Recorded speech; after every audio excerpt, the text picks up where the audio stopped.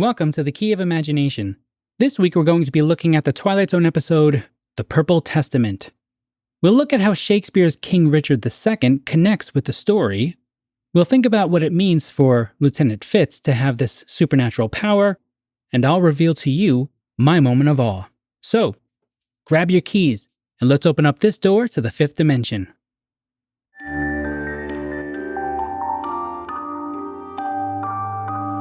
You unlock this door with the key of imagination. The stage is the Pacific Theater, World War II, a place that Rod Serling knew intimately as a paratrooper with the 511th. In this story, Lieutenant William Fitzgerald, Fitz for short, has just come back from a mission. But he's more shaken than usual. When Captain Riker sits down with the lieutenant to find out what has him so rattled, Fitz tells the captain, "We lost 4 men on the mission: Hibbard, Horton, Morgan, and Levy. Now, in the midst of war, many men and women are tragically lost.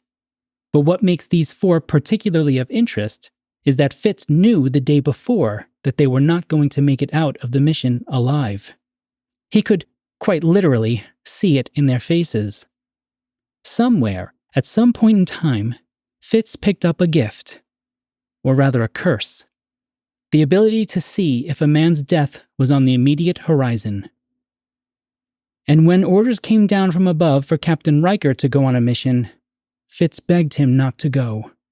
But Riker, being the leader that he was, insisted. And when it was over, the army was short one more captain. When Fitz receives a bit of good news that he will be leaving the combat zone to go get some much-needed rest, as he catches a glimpse of himself in the mirror, he sees the same glow on his own face that lit the visage of Captain Riker. Fitz never made it to the facility, but he did find a place for rest. The Purple Testament is directed by Richard L. Baer. The teleplay is by Rod Serling. And as for our cast, William Reynolds plays our main protagonist, Lieutenant William Fitzgerald. Dick York is Captain Riker, and Barney Phillips plays Captain E.L. Gunther. The episode first aired on February 12, 1960.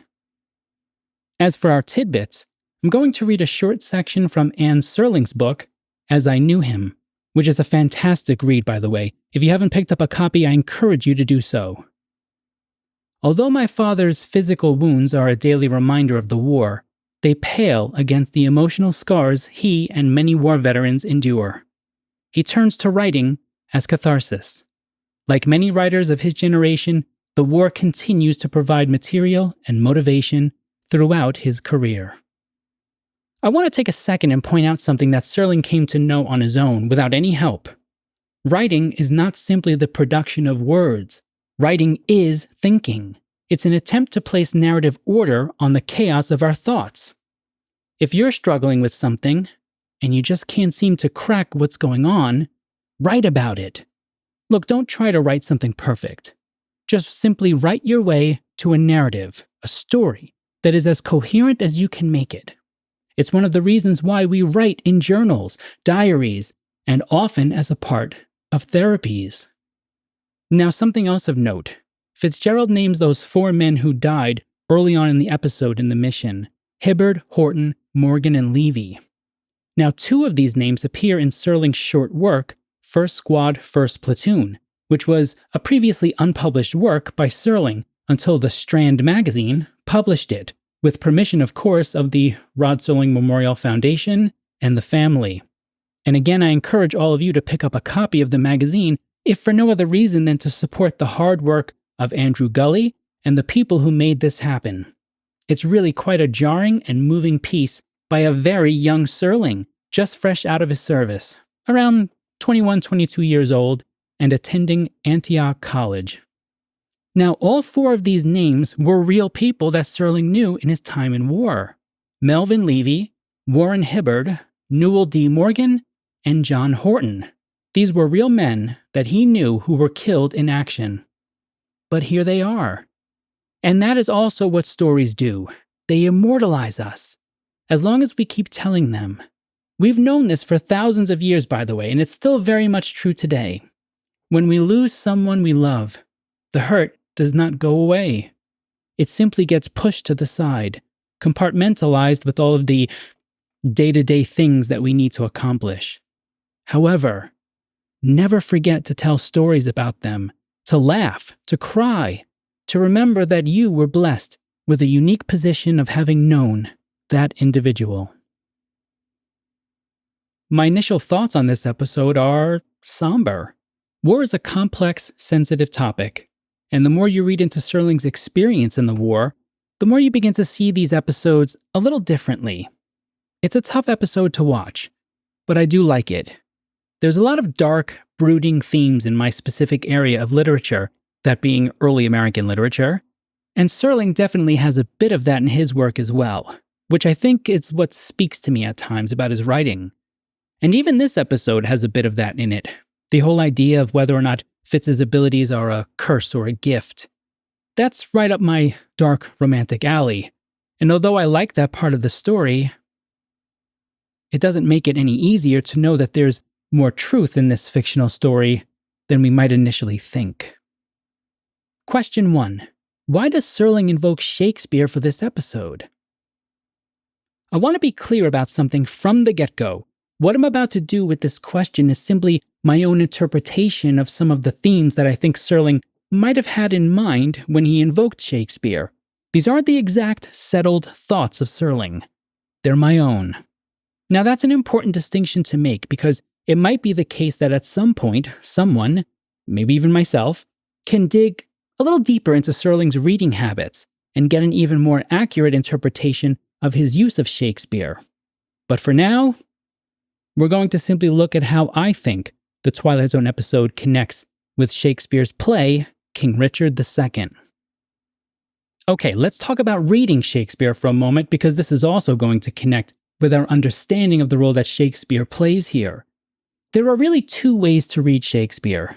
You can read them as plays, with characters, staging, even historical context for some of them. That's how I think we're usually taught to read them in junior high and high school.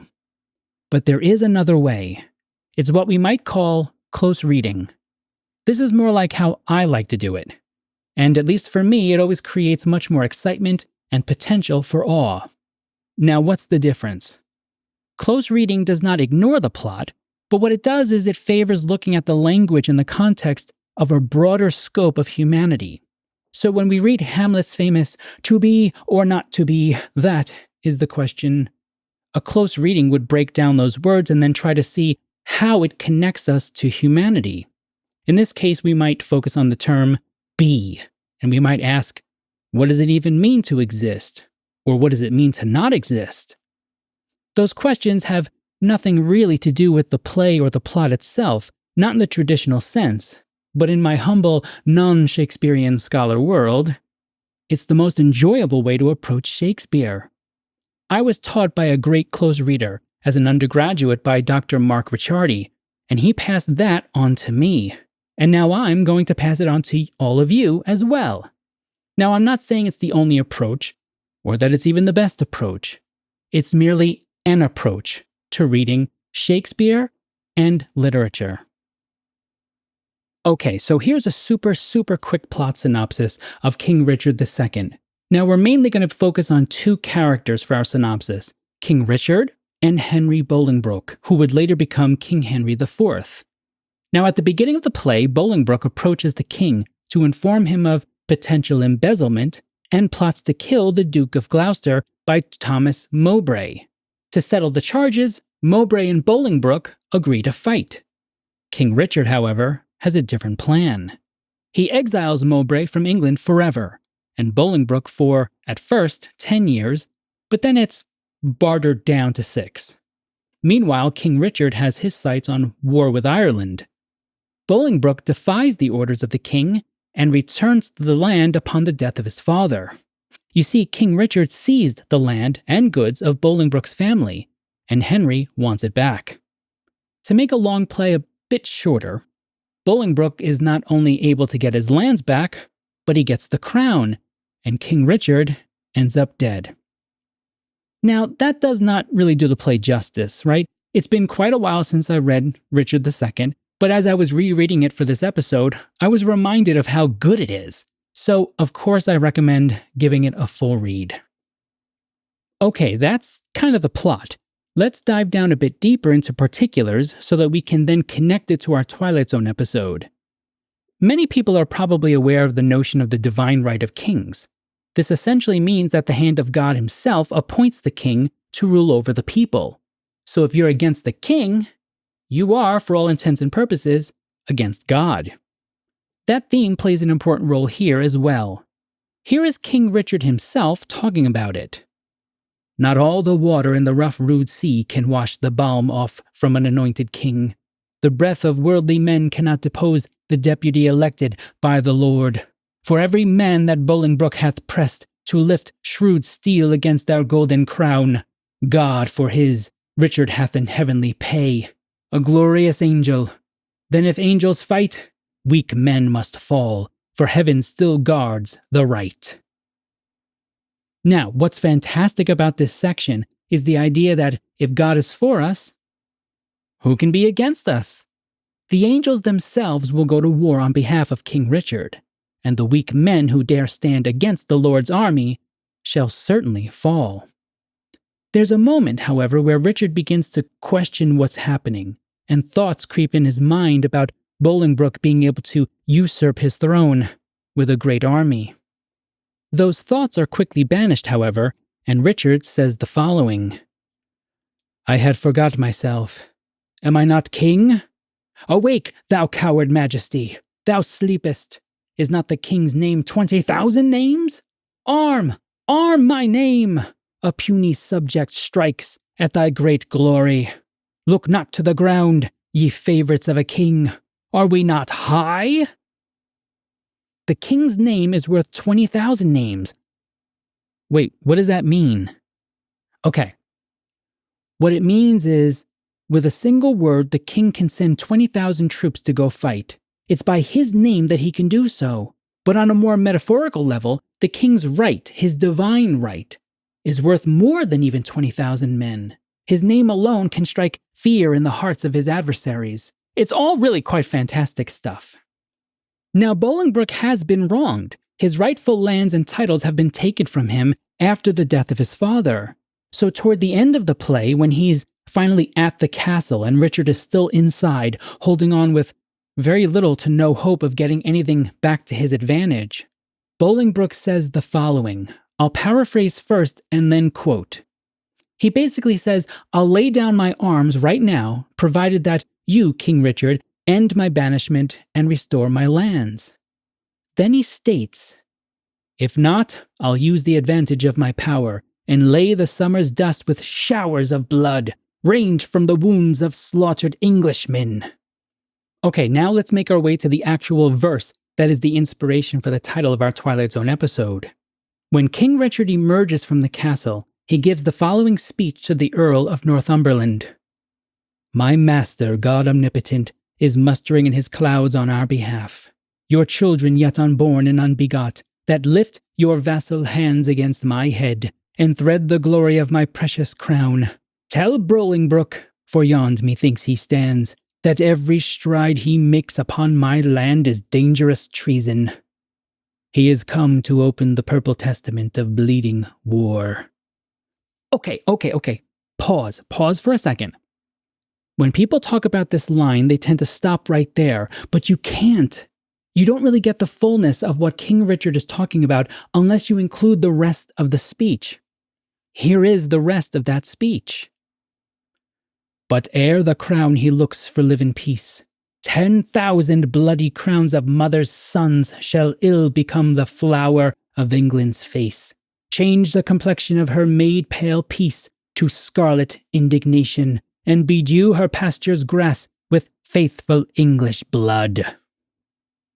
Oh, come on.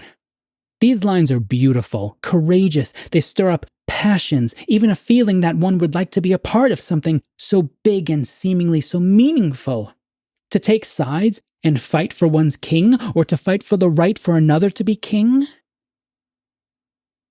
And I think that this is, whether consciously or subconsciously, This is what Serling saw in Shakespeare and other great writers after he returned from his service in the war. Both King Richard and Bolingbroke have speeches where they offer up the blood of their people as a collective. What is lost are the individuals. From what I've read about Serling's war experience, he doesn't seem to me to be sorry that he fought. He was proud of his service, and rightfully so.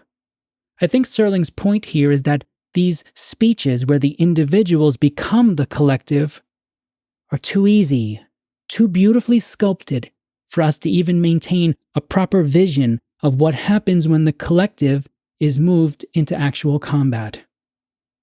When we turn to our episode, we can actually hear this from the man himself. In the opening narration of the episode, we're shown a bunch of young men coming off the back of a military truck. And each one gets his own moment in front of the camera. And here is what Serling tells us. These are the faces of the young men who fight, for this is the province of combat, and these are the faces of war. Serling and director Richard L. Baer, in a rather brilliant choice, moves us from the collective to the individual. He forces the audience to bear witness to the specificity of those who are participating in the war. Again, I don't think this is about shaming people or anybody. It's about saying we must always remember that when we move young men and women into combat, it can't be with the thought of them as a collective, like King Richard or Bolingbroke. We must always remember that these are individuals and do everything in our power to see that it does not come to war unless it is absolutely necessary. Great war speeches like those from Shakespeare are beautiful and incredibly powerful, but they can have the effect of making us forget that within that collective call are real individuals, real men and women, and we cannot lose sight of that truth. Question 2. What does the supernatural element add to Serling's message here? I'm someone who loves comic book heroes. I work Batman and Superman into conversations where they don't belong at all. But that's because I believe in the idea that superheroes give us a way into better understanding what we can actually achieve as mere human beings. Now, in the case of Lieutenant Fitz, he's been given a kind of superpower. And at the end of the day, that kind of is what it is. He's able to know who is going to die just by seeing a glow on their faces. That should prompt us to think about two questions. First, where does it come from? And second, what should be done with it? Now, in terms of the first question, where it comes from, in this instance, it's likely only two places: the Twilight Zone or God. Now, either one serves the same purpose, really. It seems to have come from outside of Fitz, and by something that is greater than us mere humans, which means it has been bestowed upon him. Now, as for the second question, what should be done with it? That's much more complex. Let's dial into specific scenes to get a better understanding of this. When Fitz and Captain Riker talk in the tent the first time, Fitz says to Riker, "It's a mark of a good officer, isn't it, to ward off trouble by anticipating it?" Here, Fitz has the ultimate way of warding off trouble. He can actually see the future somewhat. And yet, this has arguably made him worse for it. When he's confronted by the medical officer, he begs for his eyes to be gouged out like Oedipus, so that he no longer has to bear the weight of this ability. Okay, what's really going on here? Serling is tapping into something that we've understood on a species level for thousands of years. It's something that the dark romantics of the 18th and 19th century, authors like Byron, the Shelleys, and then in America, people like Hawthorne, Melville, and even Emily Dickinson, knew how to articulate better than others. That there is something to the concept of the Garden of Eden or of Pandora's box, of any of the cultural stories that talk about the fact that not all knowledge is created equally, that there is such a thing as the burden of knowledge. In Fitz, we are seeing just a small part of what can happen when a human carries the weight of knowledge that man seems unable to really bear. Now, that's just one part of the equation. There is also the soldier part of this, which is also important. All along, Captain Riker is the man who is the most concerned about Fitz. He genuinely tries to help the lieutenant, and then at about the midpoint of the episode, Fitz reveals that he sees the glow in Riker's face, and even tells the captain, "You better not go." Now, at this point in the episode, I think Riker believes him. The human reaction that makes the most sense for Riker, I think, is for him to lose himself in the moment, shake his fist at God and fate, at every man who pronounced orders above him. We would accept this reaction as being well within the limits of our understanding of the human in crisis. But he doesn't. He takes out some pictures of his family, removes his wedding band, and leaves them on the table. He then proceeds with his mission. I think this is also Serling's message about the soldier. There's always this present feeling that something terrible can happen at any moment, and yet they move forward. The soldier becomes a kind of romantic hero, a person carrying the weight of the burden of knowledge, and yet perseveres. But that weight is heavy, and it cannot be carried forever. We need to do a better job of letting our soldiers know that when we welcome them home, it's okay to put that weight down, or to let us help carry it. The supernatural element of this episode, Fitz's ability to see who's going to die, is, I think, a reminder of those two things. One, there is a limit to what the human mind can bear in terms of cosmological knowledge. Now, I don't mean that we should stop trying to learn about the world and our universe. That's not what I'm trying to say. I'm referring to the type of knowledge that the Romantics knew as a kind of dark knowledge.